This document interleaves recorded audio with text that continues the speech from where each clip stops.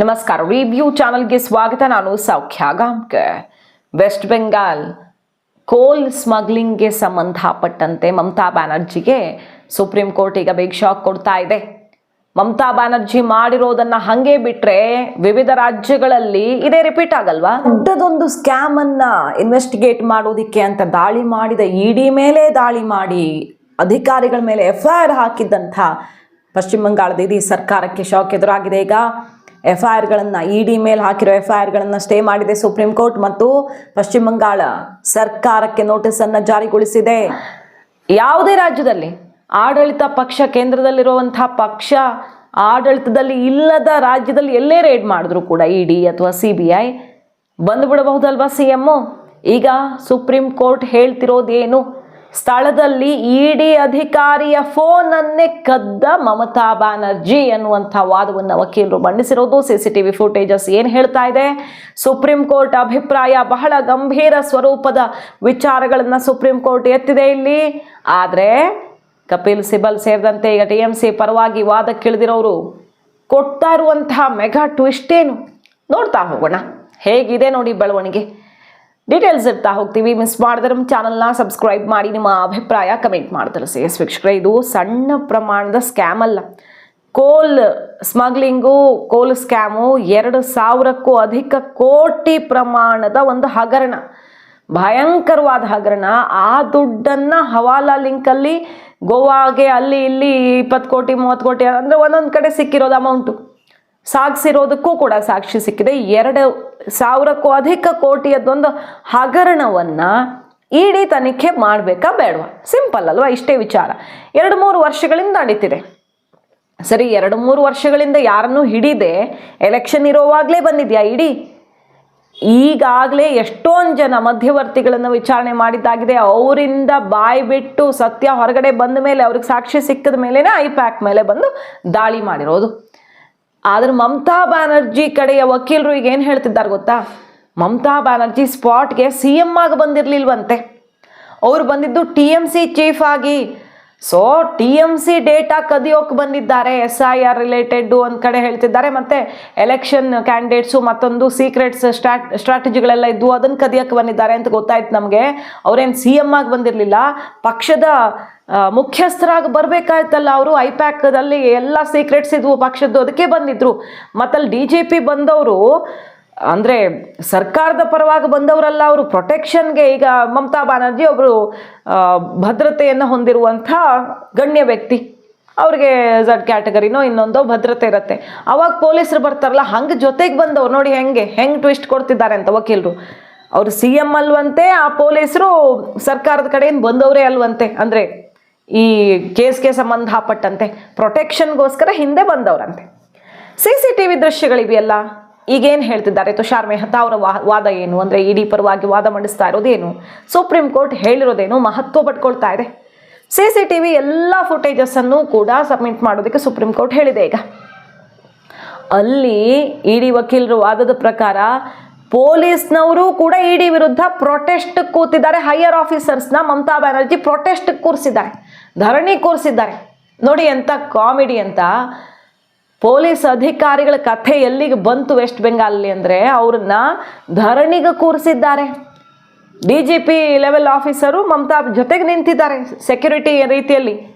ಆದರೆ ಇಡಿ ಬಿಚ್ಚಿಟ್ಟಿರುವಂತಹ ವಿಚಾರ ಏನಪ್ಪ ಅಂದರೆ ನೋಡಿ, ಇದು ಮಮತಾ ಬ್ಯಾನರ್ಜಿ ಕುತ್ತಿಗೆಗೆ ಬರ್ತಿರೋದು.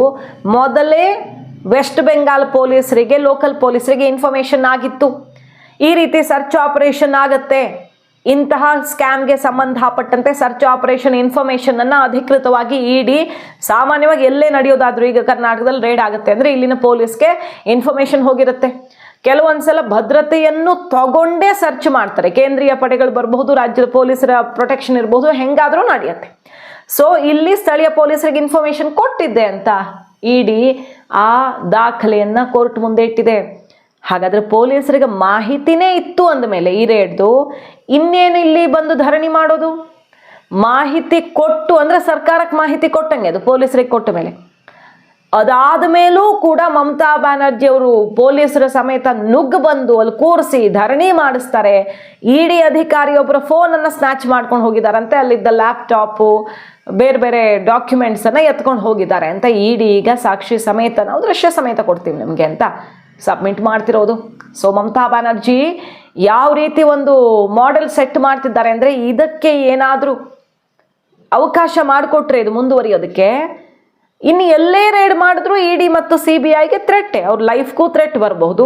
ಇಲ್ಲ ಆಪರೇಷನ್ಗೆ ಅವ್ರೇನು ಕಂಡಕ್ಟ್ ಮಾಡ್ತಿರ್ತಾರಲ್ಲ ಇನ್ವೆಸ್ಟಿಗೇಷನ್, ಅದಕ್ಕೆ ಖಂಡಿತವಾಗಿ ಈ ರೀತಿ ಎಲ್ಲರೂ ನುಗ್ಗು ಬರ್ತಾರೆ. ರೇಡ್ ಮಾಡ್ತಿದ್ದಾರೆ ಅಂದರೆ ಇದು ನಮ್ಮ ಪಕ್ಷಕ್ಕೆ ರಿಲೇಟೆಡ್ ಅಂತ ಬಂದುಬಿಡ್ತಾರೆ. ಯಾವುದೇ ರಾಜ್ಯದ CM ಆ ಪಕ್ಷದಲ್ಲಿ ಸಾಮಾನ್ಯವಾಗಿ ಪ್ರಮುಖವಾದ ಜಾಗದಲ್ಲೇ ಇರ್ತಾರೆ. ನಾನು CM ಆಗಿ ಬರ್ತಿಲ್ಲ, ನಾನು ಪಕ್ಷದ ಪ್ರಮುಖನಾಗಿ ಬರ್ತೀನಿ ಅಂತ ನುಗ್ಗು ಬಂದುಬಿಡ್ತಾರೆ. ಸುಪ್ರೀಂ ಕೋರ್ಟ್ ಇಲ್ಲೇನೆ ರಿಮಾರ್ಕ್ಸ್ ಹೇಳಿರೋದು, ಇನ್ನೂ ತೀರ್ಪು ಬರಬೇಕು, ಇನ್ನಷ್ಟು ಮಾಹಿತಿ ಕೇಳಿದೆ, ಮತ್ತು ಈ ಕಡೆ ಅವ್ರಿಗೆ ಅರ್ಜಿ ಹಾಕ್ಕೊಳ್ಳೋಕೆ ಅವಕಾಶ ಕೊಟ್ಟಿದೆ, ಎಲ್ಲ ನಡೀತಾ ಇದೆ. ಸುಪ್ರೀಂ ಕೋರ್ಟ್ ಆದರೆ ರಿಮಾರ್ಕ್ಸ್ ಹೇಳಿರೋದೇನು, ಇದು ಬಹಳ ಗಂಭೀರವಾದ ಕೇಸು. ನೋಡಿ ಎಲ್ಲಿ ತನಕ ಹೋಗುತ್ತೆ ಅಂದರೆ ಹೈಕೋರ್ಟಲ್ಲಿ ವಿಚಾರಣೆನೇ ಆಗಲ್ಲ, ಗಲಾಟೆ ಶುರು ಆಗಿಬಿಡುತ್ತೆ. ಒಂದು ರಾಜ್ಯದ ಇಷ್ಟು ಗಂಭೀರವಾದ ಪ್ರಕರಣ ಹೈಕೋರ್ಟ್ಗೆ ಹೋಗುತ್ತೆ ಇಡಿ, ಹೈಕೋರ್ಟಲ್ಲಿ ಗಲಾಟೆ ಶುರುವಾಗಿ ಮುಂದಕ್ಕೆ ಹೋಗ್ಬಿಡುತ್ತೆ, ಸೆಷನ್ ಜಡ್ಜ್ ಎದ್ದು ಹೋಗ್ಬಿಡ್ತಾರೆ. ಆ ರೀತಿ ಗಲಾಟೆ ಎಬ್ಬಿಸೋ ತನಕ ಇವ್ರಿಗೆ ಸಾಮರ್ಥ್ಯ ಇದೆ ಅಂತಾಯ್ತು. ಕಾನೂನನ್ನೇ ಶೇಕ್ ಮಾಡೋಗ್ತೀನಿ ಅಂತ ಬಂದಂಗಾಗ್ಲಿಲ್ವಾ ಇದು? ಸುಪ್ರೀಂ ಕೋರ್ಟ್ ಈ ಕೇಸ್ ತಾನೇ ಎತ್ಕೊಳ್ಳೋಕೆ ಸೂಕ್ತವಾಗಿರೋದು ಅಂತ ಖಡಕ್ಕಾಗಿ ಹೇಳಿದೆ, ನಾನೇ ಇದನ್ನು ಎತ್ಕೊಳ್ತೀನಿ ಅಂತ. ಸೊ ಹೈಕೋರ್ಟಲ್ಲಿ ಈ ರೀತಿ ಎಲ್ಲ ಆದಮೇಲೆ ಸುಪ್ರೀಂ ಕೋರ್ಟ್ಗೆ ಹೋಗುತ್ತೆ ಇಡಿ, ತ್ವರಿತಗತಿಯಲ್ಲಿ ಇದು ಆಗಲಿ ಅಂತ. ಆ ಹೈಯರ್ ಆಫೀಸರ್ ಯಾರು ಬಂದಿದ್ರು ಅವರನ್ನು ಸಸ್ಪೆಂಡ್ ಮಾಡಬೇಕು, ಕೂಡಲೇ ಅವ್ರ ಮೇಲೆ ಆ್ಯಕ್ಷನ್ ಆಗಬೇಕು. ಅದು ಹೆಂಗೆ? ಇಡಿ ಮೊದಲೇ ಪೊಲೀಸರಿಗೆ ಇನ್ಫಾರ್ಮೇಷನ್ ಕೊಟ್ಟಿದ್ರು ಕೂಡ ಅವರು ಈ ರೀತಿಯಲ್ಲಿ ಬರೋದಕ್ಕೆ ಸಾಧ್ಯ?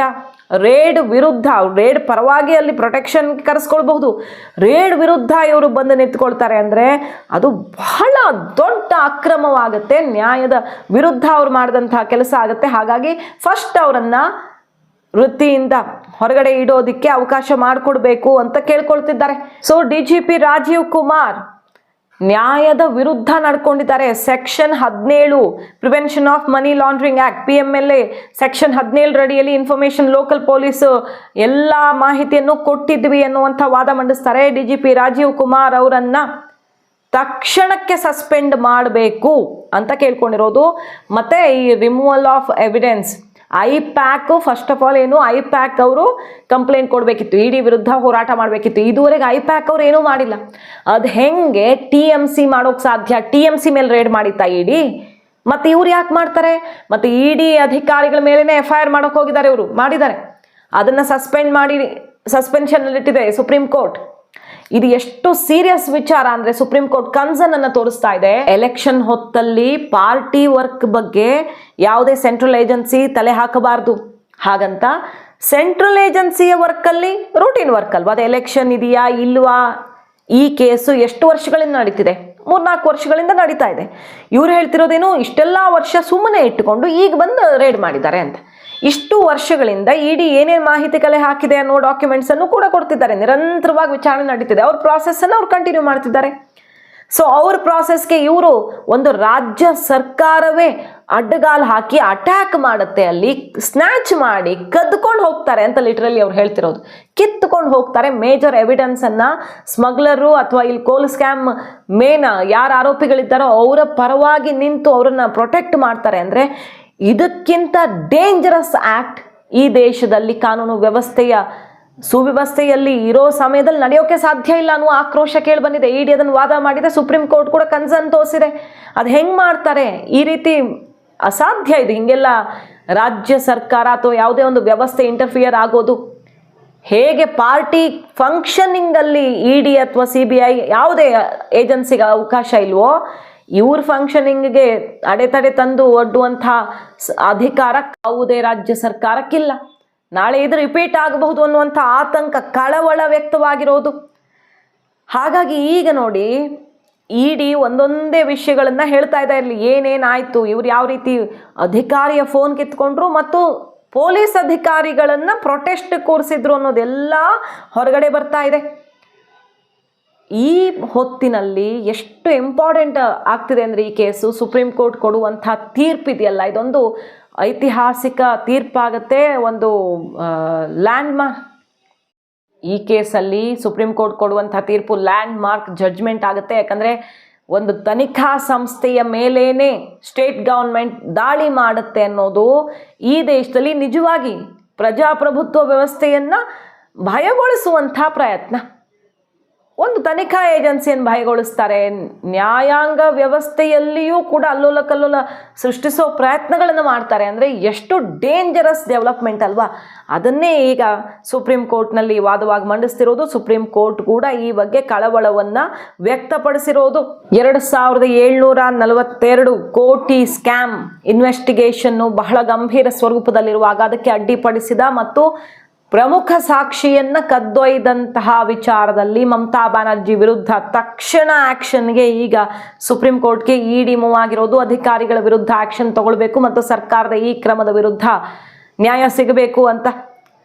ಈ ಹೊತ್ತಲ್ಲಿ ನೋಡಿ, ಮಮತಾ ಬ್ಯಾನರ್ಜಿ ಇದನ್ನು ಎಲೆಕ್ಷನ್ ಅಸ್ತ್ರವನ್ನಾಗಿ ಬಳಸ್ಕೊಳ್ಳೋಕ್ಕೋಸ್ಕರ ಈ ಡ್ರಾಮಾವನ್ನು ಸೃಷ್ಟಿಸಿದ್ರ ಅಥವಾ ಸಾಕ್ಷಿಯನ್ನು ಮರೆಮಾಚೋದೇ ಇವರ ಉದ್ದೇಶವ? ಯಾಕಂದರೆ ಗೋವಾಗೆ ದುಡ್ಡು ಹೋಗಿದೆ ಅನ್ನೋದಕ್ಕೆ ಪಕ್ಕಾ ಸಾಕ್ಷಿ ಹಿಡಿದಿದೆ. ಅದು TMCಗೆ ಏನಾದರೂ ಲಿಂಕ್ ಇದೆಯಾ ಅನ್ನೋ ವಾಸನೆ ಏನಾದರೂ ಬಡಿದ್ರೆ ನಾಳೆ ಯಾರು ಗೊತ್ತು, ಇದು ಕೇಜ್ರಿವಾಲ್ ಕಥೆ ತಂದಿಡಬಹುದು ಅನ್ನೋ ವಿಶ್ಲೇಷಣೆಗಳು ಕೇಳಿ ಬರ್ತಿವೆ. ಹಾಗಾಗಿ ಸಾಕ್ಷಿಯನ್ನು ಅಳಿಸಾಕೋ ಪ್ಲಾನ್ ಆಯಿತು ಅಥವಾ ಸೆಂಟ್ರಲ್ ಏಜೆನ್ಸಿಗಳನ್ನು ಮೋದಿ ಬಿಟ್ಟಿದ್ದಾರೆ, ಛೂ ಬಿಟ್ಟಿದ್ದಾರೆ ಅಂತ ರಾಜಕೀಯ ಹೈಡ್ರಾಮಾನ ಕಳೆದ ಬಾರಿ ವೀಲ್ ಚೇರು ಈ ಸಲ ಇದ ಅನ್ನೋ ರೀತಿಯಲ್ಲೂ ಕೂಡ ಆರೋಪ ಕೇಳಿ ಬರ್ತಿದೆ. ನೋಡ್ಬೇಕೀಗ, ಯಾಕಂದರೆ ಸುಪ್ರೀಂ ಕೋರ್ಟ್ ಇದನ್ನು ತುಂಬ ಸೀರಿಯಸ್ ಆಗಿ ತಗೊಳ್ತಾ ಇದೆ. ಇದು ಯಾವುದೇ ಭಾಗದಲ್ಲಿ ನಡೆದ್ರೂ ಕೂಡ ದೇಶದ ಎಲ್ಲ ಭಾಗದ ಮೇಲೆ ಎಫೆಕ್ಟ್ ಆಗುತ್ತೆ. ದೇಶದಲ್ಲಿ ಕಾನೂನು ಸುವ್ಯವಸ್ಥೆಯೇ ಇಲ್ವಾ ಅನ್ನೋ ಸಂದೇಶವನ್ನು ಸಾರುತ್ತೆ ಇದು ಹಿಂಗೆ ಬಿಟ್ಟರೆ ಅನ್ನುವ ರಿಮಾರ್ಕ್ಸ್ ಕೂಡ ಈಗ ಬರ್ತಾ ಇರೋದು. ಸೊ ಈಗ ಮಮತಾ ಬ್ಯಾನರ್ಜಿಗೆ ಬಿಗ್ ಶಾಕ್ ಎದುರಾಗಿದೆ. ಅಭಿಷೇಕ್ ಮನು ಸಿಂಘ್ವಿ ಮತ್ತು ಬೇರೆ ಬೇರೆ ಸೀನಿಯರ್ ಲಾಯರ್ಸ್ ಎಲ್ಲ TMC ಪರವಾಗಿ ವಾದಕ್ಕೆ ಇಳಿದಿದ್ದಾರೆ. ಈ ಕೇಸ್ನಲ್ಲಿ ಇಡಿ CCTV ದೃಶ್ಯಾವಳಿಗಳ ಸಮೇತ ಟೆಕ್ನಿಕಲಿ ಇದಕ್ಕೆ ಚಾನ್ಸೇ ಇಲ್ಲ. ನಾವೇ ಇನ್ಫಾರ್ಮೇಷನನ್ನು ಪೊಲೀಸರಿಗೆ ಕೊಟ್ಟಿರೋವಾಗ, ಅಂದರೆ ಪೊಲೀಸರಿಗೆ ಅಂದರೆ ಸರ್ಕಾರಕ್ಕೆ ತಲುಪಿರುತ್ತೆ, ಅದು ಮೊದಲೇ ಇನ್ಫಾರ್ಮೇಷನನ್ನು ಕೊಟ್ಟು ಬಂದಿರೋವಾಗ ಅಂತ ಈಗ ದಾಳವನ್ನು ಉರುಳಿಸಿದೆ. ಮಾಹಿತಿ ಇಷ್ಟ ಆಗಿದ್ರೆ ಮಿಸ್ ಮಾಡದೆ ನಮ್ಮ ಚಾನಲ್ನ ಸಬ್ಸ್ಕ್ರೈಬ್ ಮಾಡಿ, ನಿಮ್ಮ ಅಭಿಪ್ರಾಯ ಕಮೆಂಟ್ ಮಾಡಿ ತಿಳಿಸಿ. Thank you.